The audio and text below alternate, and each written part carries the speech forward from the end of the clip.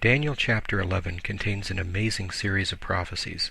The angel Gabriel has just come to Daniel, telling him he has come to make him understand what would befall the latter days. Now in chapter 11, he starts out with 536 BC and goes all the way through 1948 and beyond. Let's start by looking at verse 1. In verse 1, the angel Gabriel says, "In the first year of Darius the Mede, I arose to be an encouragement and a protection for him." Darius the Mede ruled Babylon from 536 to 530 BC. Verse 2 says, "And now I will tell you the truth. Behold, 3 more kings are going to arise in Persia. A 4th will gain far more riches than all of them. As soon as he becomes strong through his riches, he will arouse the whole empire against the realm of Greece." These 4 kings were Cambyses, ruling from 530 to 522 BC, Pseudo-Smyrtus, ruling in 522 BC, another Darius, who ruled from 522 to 486 BC, and then finally Xerxes I. You can read about him in Esther chapter 1. He ruled from 486 BC to 465 BC. Verses 3 and 4 say, "And a mighty king will arise. He will rule with great authority and do as he pleases. But as soon as he has arisen, his kingdom will be broken up and parceled out toward the 4 points of the compass, though not to his own descendants, nor according to his authority which he wielded. For his sovereignty will be uprooted and given to others besides them." As prophesied, Alexander the Great rose to power and conquered the known world. As soon as he had done so, he died, and his kingdom did not go to his sons.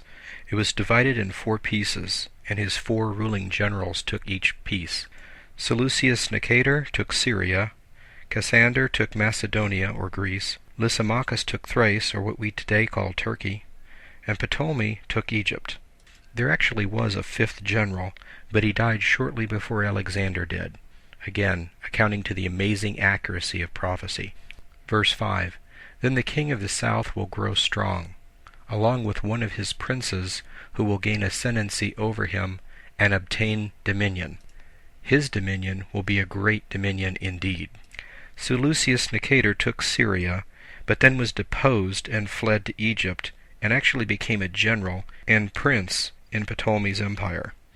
With his help he took back Syria. Seleucus then ruled Syria from 311 to 280 BC.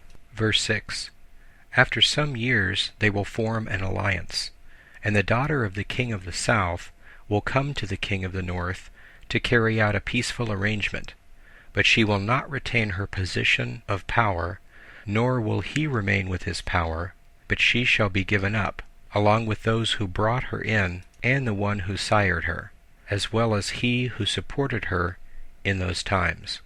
Bernice, the daughter of Ptolemy II, married Antiochus II as an alliance, but Antiochus's first wife, Laodice, had Bernice and her son put to death. She then poisoned Antiochus II and placed her son, Seleucus II, on the throne. He ruled from 246 to 226 BC.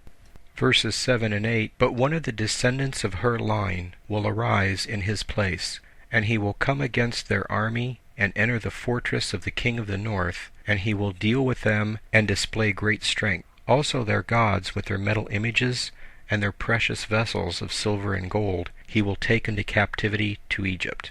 And he on his part will refrain from attacking the king of the north for some years."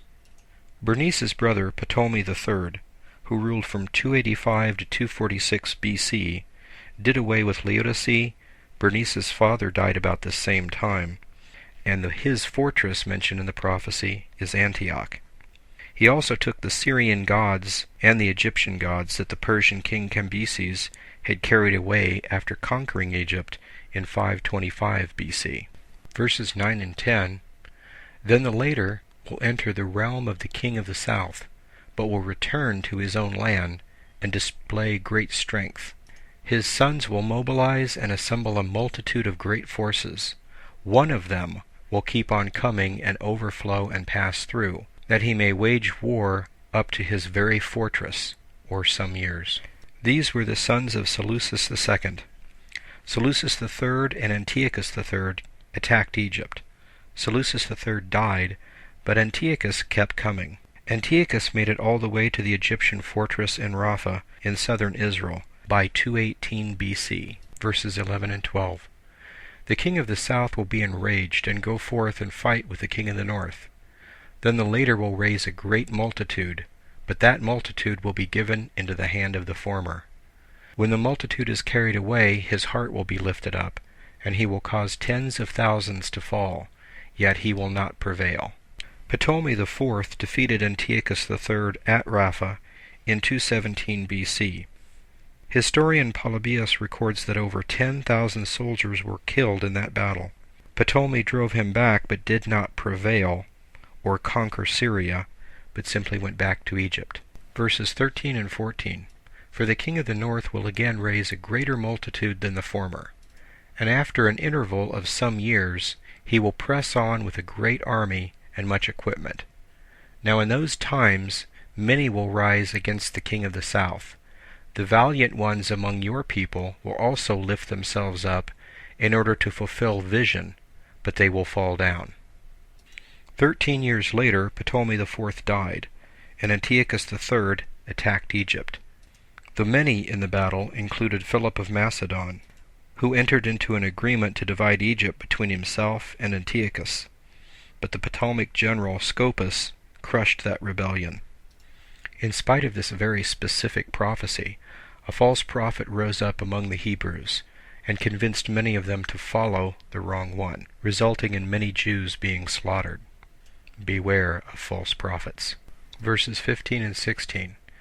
Then the king of the north will come, cast up a siege ramp, and capture a well-fortified city, and the forces of the south will not stand their ground, not even their choicest troops, for there will be no strength to make them stand. But he who comes against him will do as he pleases, and no one will be able to withstand him. He will also stay for a time in the beautiful land, with destruction in his hand. Having lost the battle in the south, Antiochus turned back north and captured the port city of Sidon. He entered also into the beautiful land, or Israel, and completely controlled it by 197 BC. Verses 17 and 18.